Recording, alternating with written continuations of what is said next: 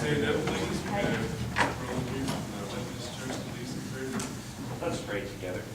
Oh, gracious and loving Lord, we thank you for this day that you've given us, and we thank you for the city council. We just pray that you would give them clear minds and loving hearts as they carry out the work of the city to serve us and to help our city grow and become what it needs to be for you.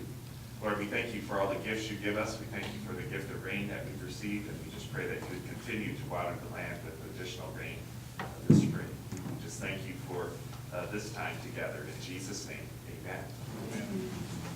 Lucas, thank you,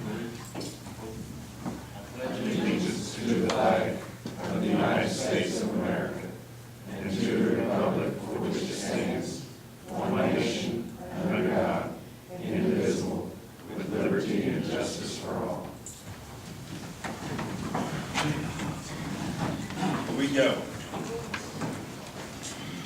Now I'll call to order the regular meeting of the Recreational Authority and entertain a motion for approval of the consent agenda.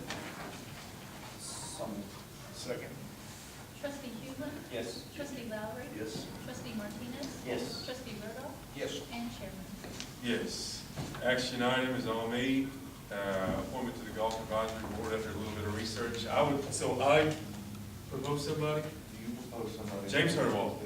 Council did consent. I make a motion that we follow the mayor's recommendation and appoint James Hurwald to the Golf Advisory.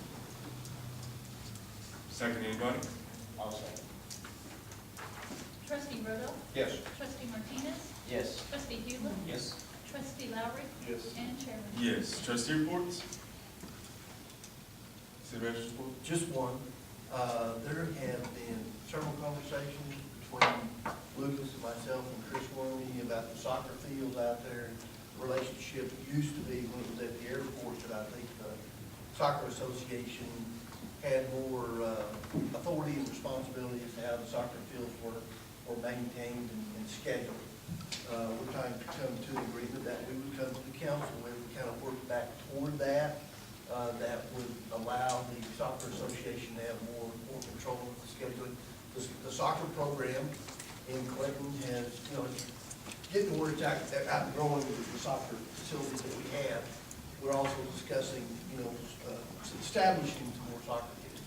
But we're in the process of putting that together, and we'll come to you as to exactly what the city's responsibilities would be. And we think that will give the soccer association more flexibility. Soccer has turned into a year-round sport, is what it's done, and it's due to the efforts of people like Lucas and others that freely give of their time, because that's what it takes. It's a lot of volunteers to make it work. But you've got adult teams, you've got all kinds of girls and boys teams, and it's a good thing.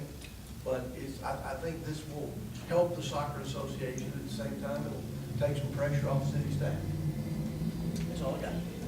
Hey, Lucas, did you say one time soccer has more participants in soccer than softball and baseball and everything combined, stuff like that? Yeah, we've got, right now, just in the youth league, we've got about 391, I think, if I remember correctly. Travel to Tulsa and Oklahoma City quite a bit. Yeah, go to Tulsa, go to Oklahoma City metro area, go down to Texas, wherever. This spring, we were utilizing the Washington School Field, Correct. and then the high school let us use their practice Right. football field for soccer games. And then we were out there using the Acme Lake Park Acme Lake Park fields, correct. as well, and we're talking about ways to establish and rejuvenate those fields down by the river. Down by the river. Yeah. Well, we might not have any lights there, but hey, it would take pressure off of what we've got. Yeah. That's what we're going to do. Yeah, we're gonna be having a tournament next weekend, we have a little over 8 teams who are gonna be in town. 8-0? 8 teams. Good. It is. Audience participation regarding the Recreational Authority. Consider a motion to adjourn this portion of the meeting. Second. Trustee Human? Yes. Trustee Martinez? Yes. Trustee Rudolph? Yes. Trustee Lowry? Yes. And Chairman? Yes, Industrial Authority agenda. Motion for approval of the consent agenda? I so move. Trustee Lowry, Yes. trustee Doolin, Yes. trustee Rhoda, Yes. trustee Martinez, Yes. and Chairman. Yes. Action item A, jet distributing developer. Mr. Jett has requested that we table this until May the 5th. Is that the first meeting? He requested that we table that until that time. No motion. No. Trustee reports regarding the Industrial Authority? City Manager's report? I do not. Audience participation regarding the Industrial Authority? Consider motion to adjourn this portion of the meeting? So moved. Second. Trustee Doolin, Yes. trustee Lowry, Yes. trustee Martinez, Yes. trustee Rhoda, Yes. and Chairman. Yes. Put the City Council agenda, motion to approve the consent agenda? So moved. Second. Councilman Doolin, Yes. Councilman Martinez, Yes. Councilman Lowry, Yes. Councilman Rhoda, Yes. and Mayor. Yes. Quite a few action items. A, Family Medical Leave Act policy. This is a result of our personnel handbook being reviewed by a labor attorney, and one thing she noticed was that we didn't have A and B, or they were antiquated. Now, our personnel handbook will be brought up to date, but she said, don't wait on A and B, go ahead and have these things, do these two things done. FMLA is a federally mandated act, as I understand it, so, and it's for the city's protection to have these two things in place. That's what the bill presented to you today. Motion to add these, or request for further information? Were these modeled, was this alcohol and controlled substance testing policies modeled after something in particular? It's modeled after what the law requires us to do. She actually provided this to me. I make a motion, we adopt the Family Medical Leave Act policy. I'll second. Maybe we can do both of them at one time. No, please do them separately. Okay. I didn't catch you in second. Councilman Rhoda, Yes. Councilman Lowry, Yes. Councilman Martinez, Yes. Councilman Doolin. Yes. And Mayor. Yes. Action item B, alcohol control substance testing policy. Will we adopt that? Second that motion. Councilman Rhoda, Yes. Councilman Doolin, Yes. Councilman Lowry, Yes. Councilman Martinez, Yes. and Mayor. Yes. Action item C, condemnation of Timber Blocker Waste.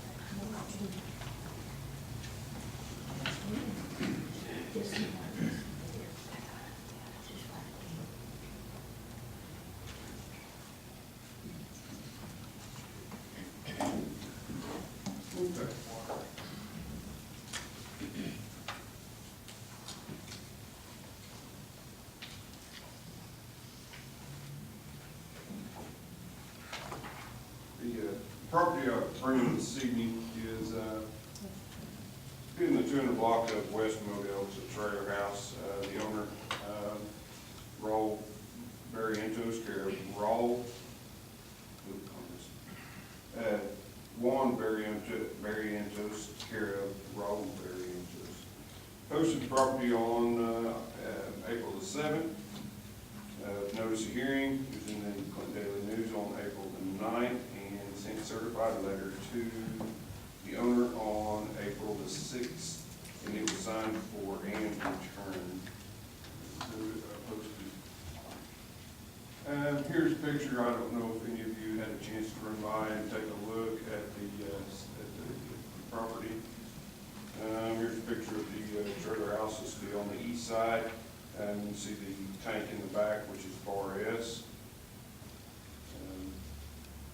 Here's looking to the south on the north side of it. And on the shed here.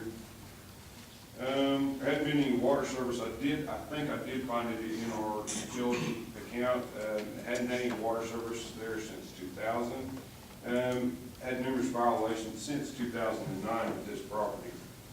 Past violations includes grass, weeds, trash, and debris, and the trailer houses had been violations of being unsecured and dilapidated. previous managers. We've had hearings, abatement hearings in 2009, and violations have been from way back then. As you can see, this was, Have you had any contact with? the owners are here. What do they have to say? Tonight is the first time I've talked to them since probably 2009. Whenever you like, they can come on up, or if you want to just let me finish here just a minute, and then we can open it up. This is as of today.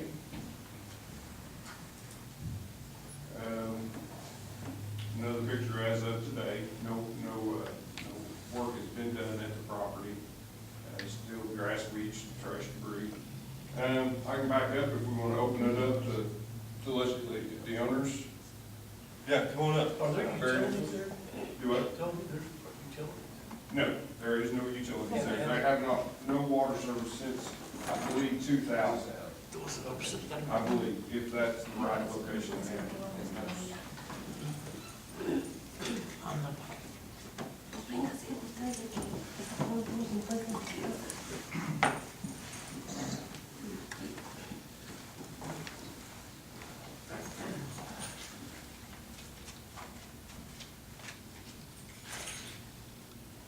My name is Dora Lorraine. This is my daughter. And this is my dad, Robert Anderson. He's on his, ahead of the property there. Hey, what's the definition of condemnation, Brian? To define condemnation, well, essentially, I mean, what the city does in condemnation is a formal acknowledgement or request to the owner to bring the property up to a condition that we deem acceptable as under the code and state law. So the condemnation, the formal act of condemnation is condemning the present state of the property. Once we go through the process and give the owner the opportunity to correct the deficiencies that are identified, then we have the ability to step in and correct those deficiencies on our own and recoup the cost of doing it. How do we recoup the cost of doing that? But at that point, we have a lien. If we correct those conditions, we've got a lien against the property. We foreclose and liquidate. Okay. You understand what's going on? Okay, so the house isn't up to standards, it's a fire hazard and things like that, private property is. And we're telling you that you gotta fix it, or we're gonna fix it, or we're gonna charge you for the cost. Okay. Yeah. And if you can't pay it, we can put a lien on the property and we can take the property. So pretty much just, like, get it up to code, knock out the debris, no trash, weeds, anything. Maybe possibly knock out the trailer if it's not used. That guy right there can help. It's, I think years ago, back in '09, I think I was in the trailer, and back when we had a hearing. I mean, that trailer, nobody's there. No, it's been vacant for Oh, yeah. a long time. Due to the current condition of the exterior and the age of it, I have a feeling the interior is probably just as bad as It's the not, exterior. not worse, yeah. So, to be able to bring that up to code would probably cost you more to bring it up to code than. I mean, there's no way to be able to bring it to code because It's too old. it's way old and, It would cost a lot. yeah. So, I don't, as of right now, I don't really have a recommendation. If, in all my other recommendations, I'll allow 30 days, which is what state statute requires. And as the council, you can work out a time frame that you would like to have it removed, and then the city can go in at that time and take care of it if it's not done, or we can bring it back to council and at a later date to make sure that it's in compliance. And Well, see, what do you want to do? See, this is kind of something that's been a run around with me and my dad. I mean, many years ago, he was talking about tearing it down and wanting to buy a mobile home and put it on the property. I mean, he's not so much worried about the trailer and what's there, he's more worried about just the property itself, what he doesn't want to lose it. But, I mean, since it's just been him over the years, he hasn't come around to wanting to put any maintenance into it, or want to do anything as to fixing it. So what him and I were talking about, since we had brought the notice and everything, was actually tearing down the property and clearing the debris, knocking out all the trees, and just leaving the lot itself. And then just keeping up with the lot and not so much everything else, once that's not that way. Do you think you could do that? Yes. How would you go about tearing the trailer house down and getting your, I would see about, finding some contractor or some business or something that would be able to tear it down and get it out. And whatever the cost of that would be, we'd be able to pay for that. You know, and the same goes with all the trees and everything else, and everything there. We get like a big dump or something and chop down all the trees and just clear everything out of there.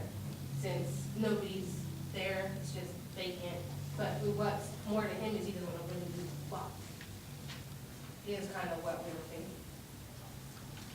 Okay, so we give them 30 days, we have to give them 30 days? That's the minimum. Okay, so we can give you 30 days to see what it's gonna cost you. We have to get rid of the trailer house, and then you probably need to come back, make a decision within that time, and then come back and let us know what you want us to do. Okay. All right, so. and Toby can give you an estimate of what it would cost the city to tear the trailer down? Yes, I could give them a ballpark figure on that. One of the issues that we ran into before about putting another trailer house is the size of the lot, because it's only 2,400 square Yeah. feet, so. that was- Maybe something fairly. Yeah, we would have to do a variance and get variance. But anyway, if we want to bring it back for the council meeting, this would be the second meeting in May. That's roughly, The 19th. I'll make a motion. Give us time. Table this and put it on the second meeting in May. Second, anybody? I'll say. Councilman Rodoff? Yes. Councilman Martinez? Yes. Councilman Huglen? Yes. Councilman Lowry? Yes. Mayor. Yeah, yes. Thanks for showing up. Thank you.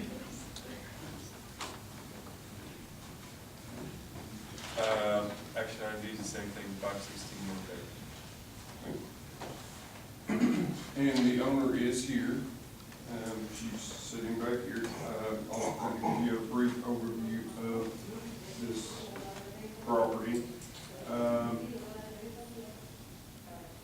Violation notices have been sent on this earlier this year. Postings were done, same as the previous one on May 6th, certified to the owner and lien and mortgage holders on the property. Notice of hearing was posted on the property, and it was also published in the Clinton Daily News.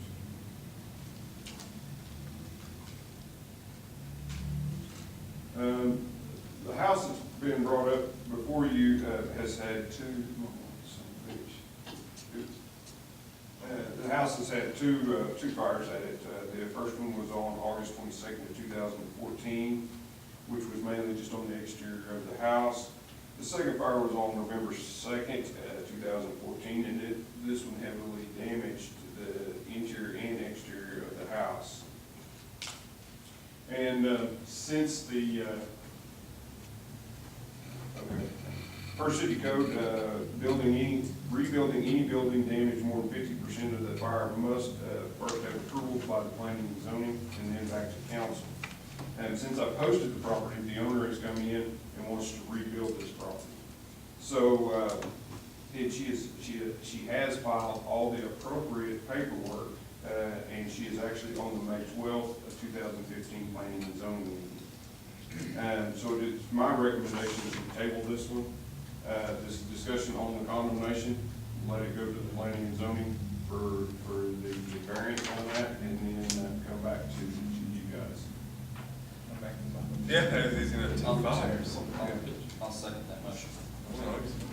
And I'll get it on the agenda, just whatever time after the meeting, and we have enough time to add it to the agenda. Okay.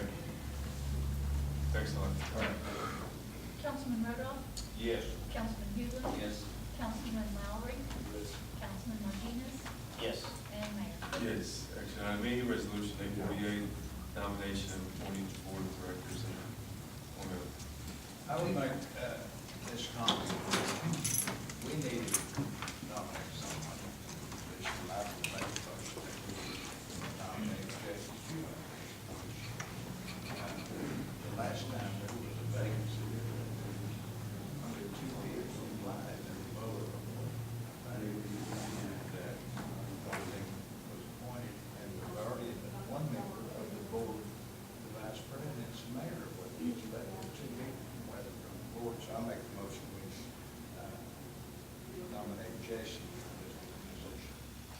Second, anybody? Or any other comments? You wanna do it, Jesse? I said I would. I said I would. Yeah, he said it. I'll second the motion then. What is it? Councilman Rodoff? Yes. Councilman Lowry? Yes. Councilman Martinez? Yes. Councilman Huglen?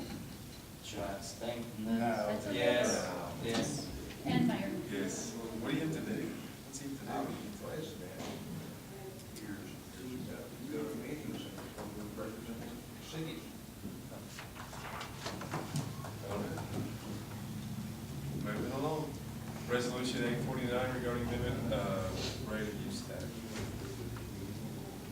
Did I discuss this with you or Debbie? Debbie, did I talk to you about this? Having to pass this resolution in order to, the half-cent sales tax that was passed by the community on April the 7th, we have to pass this resolution so that that half-cent sales tax is included in the use tax that we collect. So that they're always in sync with each other, Right. yes. So that's what this resolution does. I'll make a motion that we approve resolution 849. I'll second. Councilman Huglen? Yes. Councilman Martinez? Yes. Councilman Lowry? Yes. Councilman Rodoff? Yes. And Mayor? Yes. Council reports? City manager's report? Yes. Rain. That about says it all. Clinton Lake, received from 6 to 12 inches, over the rain that we had. We do have those small sediment lakes shut off, and we're starting to fill those back up. Very little in them now. Of course, if what happens the rest of the week happens, maybe we can fill them up and put some more in there. But, 6 to 12 inches in Clinton Lake is a lot for us. And every 6 to 12 inches that we get is more because the bowl gets bigger at the top. So that's a good thing. The water treatment plant in Clinton, remember the chloramine generator that we've discussed, that the purchase was approved by the council? That is scheduled to be shipped this Friday. And as soon as we get it in, installation is the next item. We have the chemicals on. The Dixon well, if there was a downside to rain at the point of construction that we were basically pouring the cement, that came to a halt. We have purchased the building.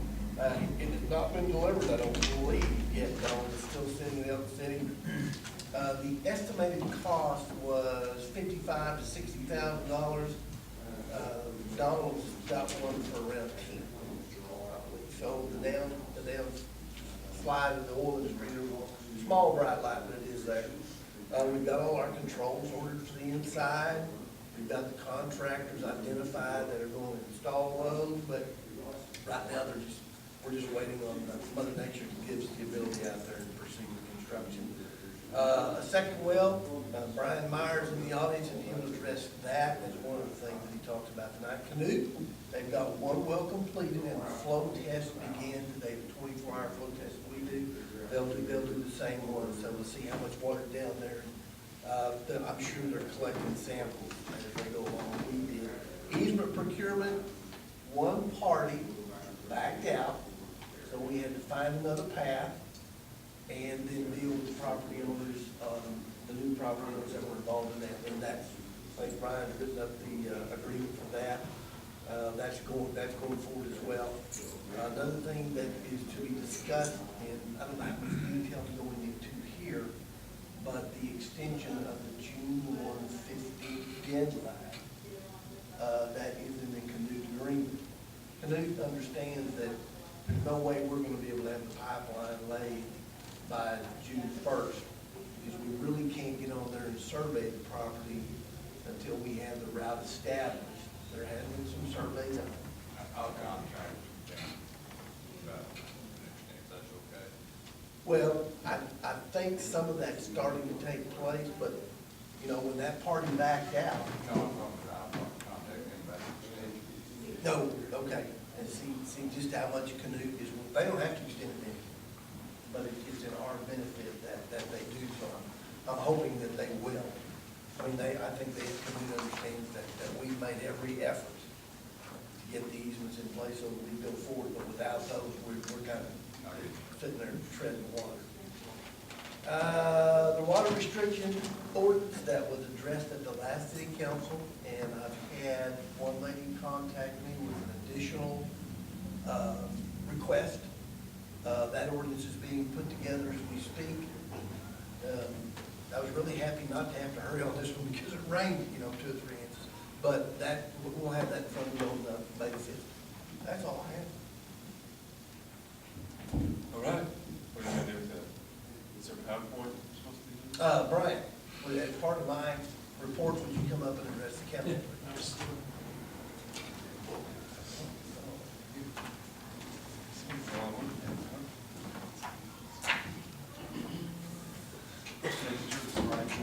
PowerPoint, things are coming together at such a pace, I asked everybody to put together their updates, so they actually sent this PowerPoint while I was on the way here. So I didn't get a chance to look at it till now, just making sure it was all lined up. A couple comments, I've said a lot, Mark did a great job of kind of giving the update, but, that's one thing I would note, is that the work that Donald's done, Mark's done in regards to the Dixon site, procuring equipment, and essentially serving as the project general contractor, I think has served the city very, very well. And it's going to result in a terrific project cost. So I can't commend them enough on their efforts, because I know this is above and beyond what they have to do every day on their normal job, so I appreciate it very much. Do I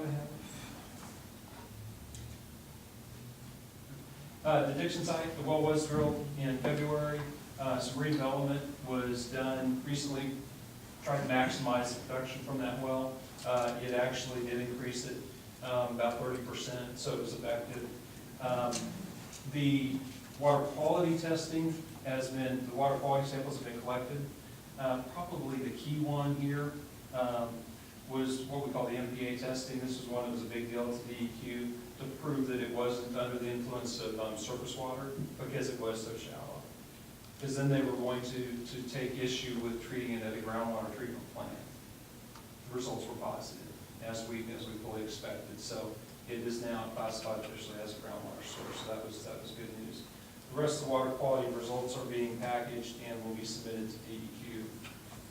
And then they will get the final disinfection results as well after it's probably the way this thing, once the pad's poured, concrete's down, I think Donald thinks that with all the equipment essentially on order or ready to ship, this is probably going to move pretty fast. And that sometime in I think we were talking May, that it would be ready to go. We'd be actually sending those final disinfection and final reports to DEQ to put this online. So not usually in favor of rain delays from construction, but it won't take one every week if we can get it. So, but that's moving very nice. I know the one issue that Mark alluded to in regard to the Dixon site was what else could be done with that particular property in regard to additional resource development there. I think there's several options on the table. It's kind of a unique property where we're drilling now, where we've got the wells in the terrace deposits, or kind of the shallow part of the old river valley. And it has a little better water quality there. That's why we targeted that first, because it could be blended with either Clinton or Canute or Foss and actually made to meet reasonable drinking water standards. So that's why it was high value. Other parts of his property are actually over the Washita River alluvium.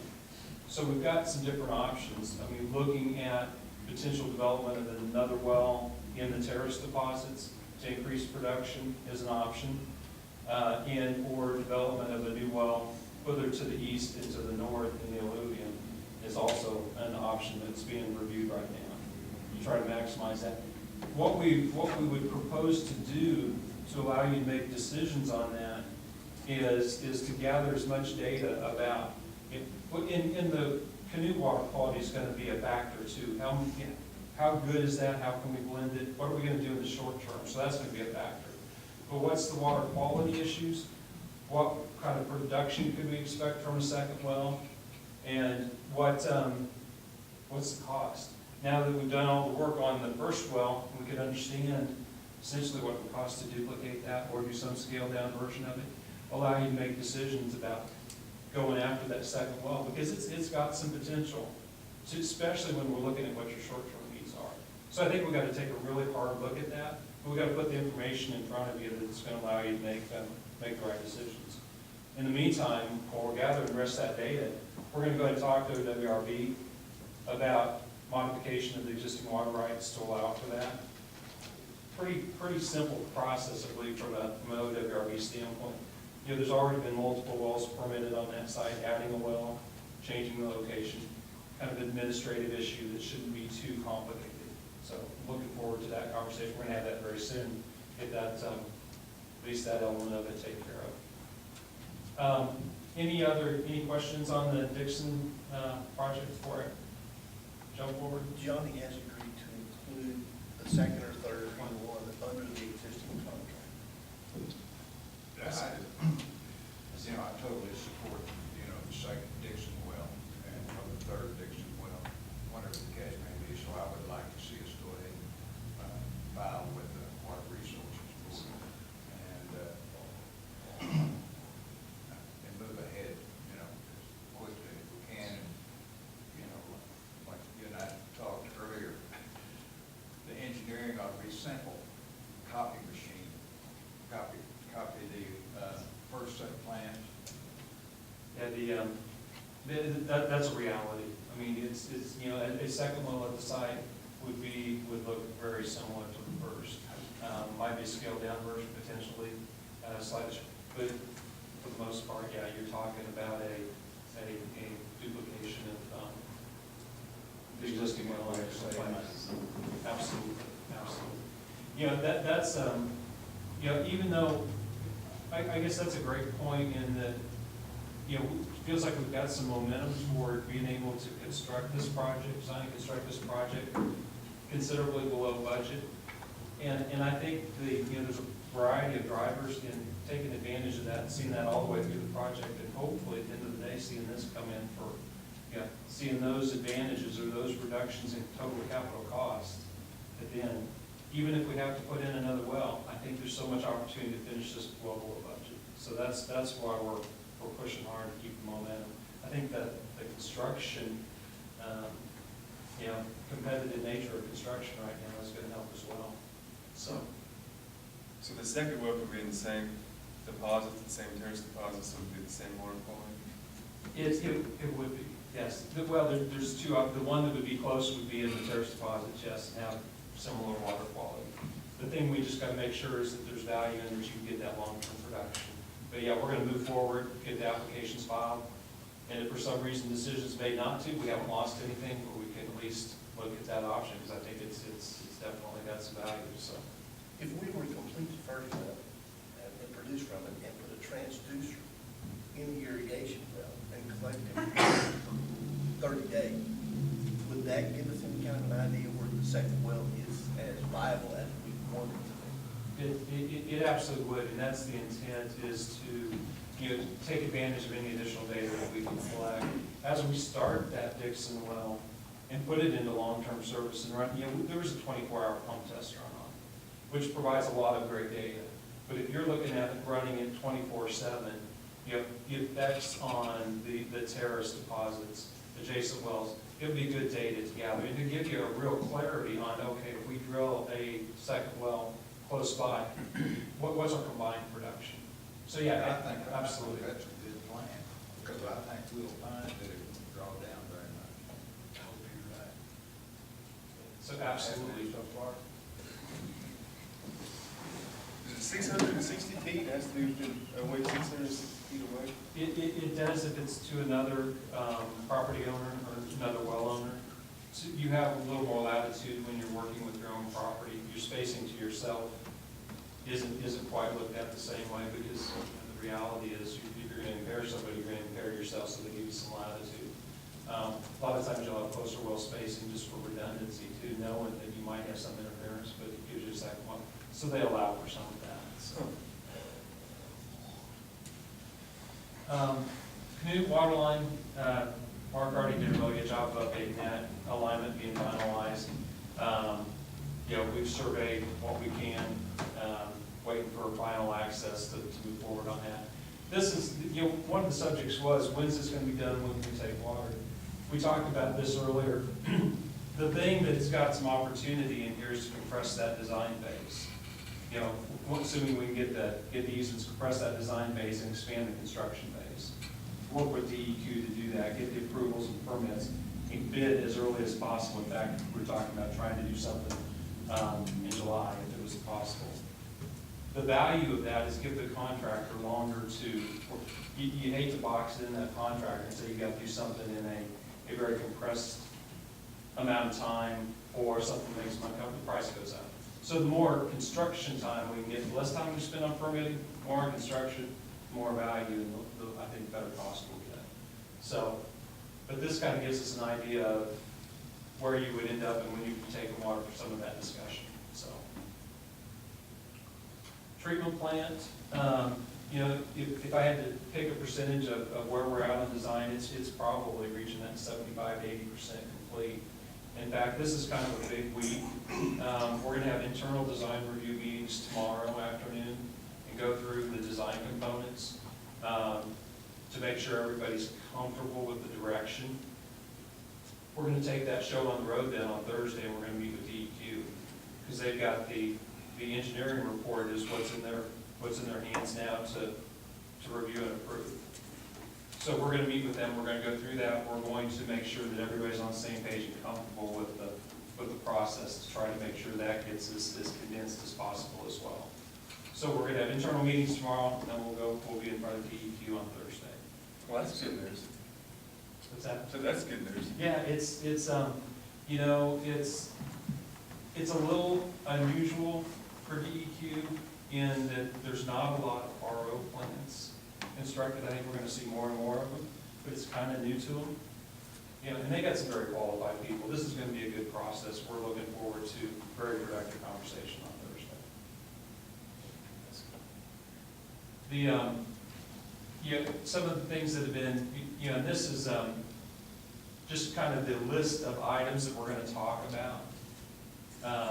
You know, the process is essentially done. This is kind of a lot of this has been done in three-dimensional design, and that's we're going to go over some of that with DEQ on Thursday.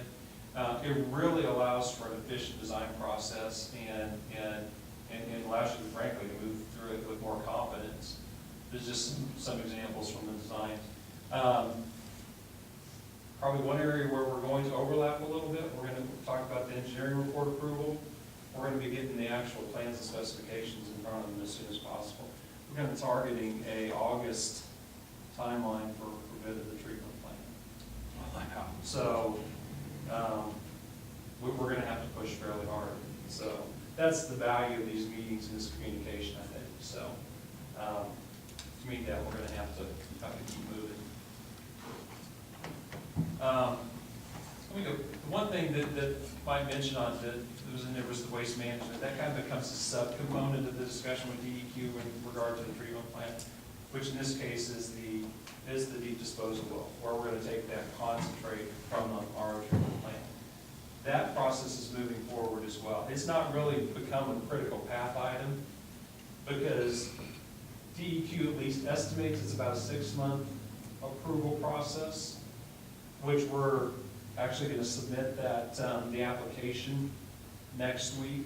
If Envirotech, the subcontractor out of Enid, they've submitted the report, we provided comments. If they can turn those around, we're going to get that submitted to DEQ either next week or the following week. Start that process. And as we've talked before, it's first for the state of Oklahoma going through this process for deep disposal well. I thought the Corporation Commission approved that, or is it DEQ has to approve it using Corporation Commission guidelines? That's exactly right. That's exactly right. It'll be a DEQ approval process, but using Corporation Commission standards. First time they've done that. And it's a huge step forward. 3 years ago, 2 years ago, this would have been classified as basically as a hazardous waste or a class 1 well. Might have taken 2, 3, 4 years to permit it to even do it. Now it really aligns more correctly with what is, we're putting in concentrated groundwater, high TDS isosulfates, we're not putting in hazardous waste. So it's a much improved process, but it's the first time they've done it. So there's a little Corporation Commission staff are in the meetings with DEQ staff, so, you know, and they didn't have to do that, but they came over because those are the regs that we're meeting, so you've got two governmental entities that are, you know, actually working together, and here we are, we're the first guy in the room. And so it's been kind of a learning process for everyone. What, Envirotech, what was their estimate on the cost of the injection well? They were looking at about $2 million. Which I think will probably be high, but it's 2.5 million, 2.45 million less than we projected in the very beginning. Yes, sir. Yes, sir. Yeah, and that's a good point. Even in their estimate, they acknowledged that they were being conservative. Some of the things that we're gonna have to work out internally as we move through this process too is some of the bonding requirements and how you address some of those administrative issues that presently weren't there when OCC was working with a private entity. So we're gonna have to work through some of those too, but those are all part of charting this new path. One comment DEQ made is that the reason they want to make sure this works efficiently and works well is because everybody else is watching. The surrounding states are looking at this new process and real anxious to see how it turns out, so. Golf course, the engineering report was already submitted, comments came back, those were addressed. They were the same really as on the Dixon Well site in regard to distance to property lines, distance to surface water bodies, which in this case, we're chasing the alluvium, we're naturally going to be close to the surface water body, especially on the north well, we're going to be very close to the river. One of the issues they had was how much surface casing needed to be installed to protect the groundwater from the surface water impacts. I think we've addressed that for them. Water they require more than 20 feet. Yeah. In this particular case, when there's a potential influence from surface water, they just had a blanket statement that we require to the first confining layer or 100 feet. Well, in this case, we can't go 100 feet because we'll lose our alluvium, our target zone. But we can go, we proposed 40 feet because that's really through those upper clays where we don't have a lot of production. So we can kind of meet them in the middle and come up with something that's going to provide protection. And you're proposing 3 wells? At the golf course? Right now, we're just looking at 2. We're just looking at 2. It would be close to the existing irrigation well, and then to the north end was the other promising spot that actually is potentially more productive because we tap into a little bit more of the Fresh Springs aquifer in that area. We're expecting a total depth of about 220 feet at that point. So the existing irrigation well is 160 feet. So that's moving along. Would expect the actual construction package to go into DEQ sometime toward the end of May. We expect to get their comments back, finish design, get it. Once again, the value of pushing that one a little harder is getting the wells installed. That's going to be in one package. The wells, well houses, similar to Dixon. The value is defining the resource. How much water are we really going to get? What's the final water quality? And those really won't go online until the treatment plant's done next year. But having that comfort level of knowing exactly what we're going to produce, that's a big deal. So we're going to continue to push on that. The other piece of it, a lot of activity over the last couple of months in looking what additional resources are available. And at some point, if Mark desires or you desire, we could probably spend an hour reviewing existing results and the work that has been done on that. The thing I would say is just that we're moving forward with trying to define what the resources are available in the river alluvium. The one thing that we would say is that in general, spacing needs to absolutely be considered when you're looking at alluvium for long term. In particular, you've got a semi-confined condition, so you can see actual pumping impacts at a significant distance. So we're looking in that, half-mile range, just trying to keep wells spaced out so that we're not interfering with each other. Because really, if you're looking at river flows, normal flows, you get some contribution from that. If you get into drought, we want to make sure we're tapping as much storage and limiting the opportunity for mutual interference. So we're paying a lot of attention to spacing. And I think right now what we've looked at kind of plays out fairly well because that spacing is falling in place. So we're gonna keep going on that, and I suspect we'll be back here with more details and options to consider. What are those rocks? They're in that picture. Yeah, those from a test hole. I wish they would have labeled that so I remember which test hole that was, but that was one of the additional test sites that was drilled. That's what you wanted, isn't it? Don't you want rocks like that? That is. The one thing I can tell you, it's not from the terrace deposits. Those were a little bit cleaner. That's from one of the actual river alluvium test holes. The ones from Johnny's were about the size of a ping pong, or a tennis ball.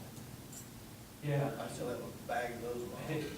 Yeah, and if you look at the test hole that was drilled to the north, we've got some really large material was found. Yeah, the challenge with it is that a lot of it isn't real clean. I mean, there's big material, the grain size is fairly large, but you also have some interbedded silts and clays. So, but that's exactly what we're looking for. We want that bigger material. Who gave you a bag of rocks? I can't remember where it is. It's probably Daniel, Donald did. I don't know where they. our geologist would think about rocks is about as good present as you get, so. That's really all I had. It's probably longer than what you wanted tonight, but I wanted to run through that if there's any questions. You're doing a good job. Yeah, so I think we're seeing real progress. It's satisfying for me, I know, to sit up here and go through all this stuff and all of a sudden start to see progress.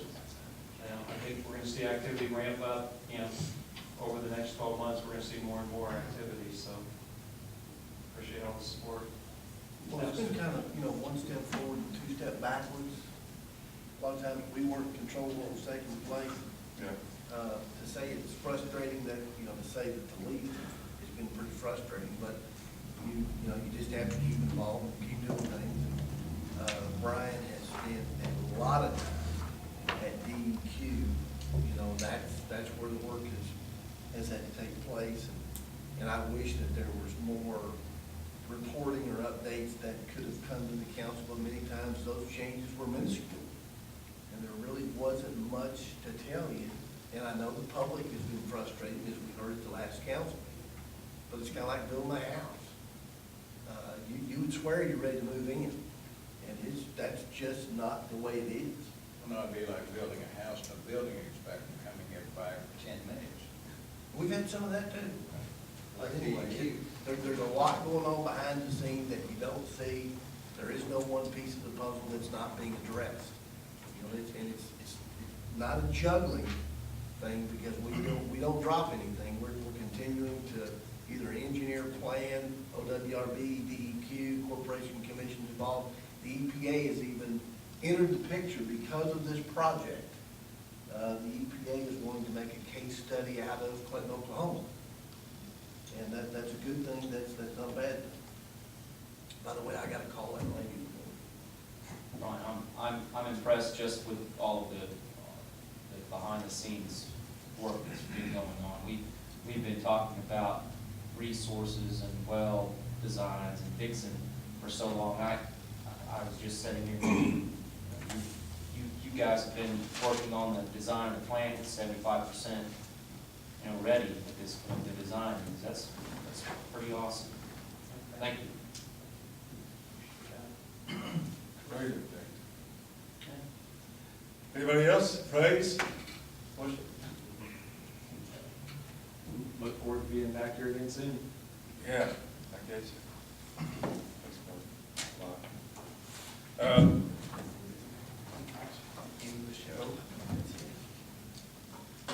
Audience participation? Consider motion to adjourn this meeting. I'll make a motion. I'll second it. Councilman Hewland? Yes. Councilman Lowry? Councilman Martinez? Yes. Councilman Miller? Yes. And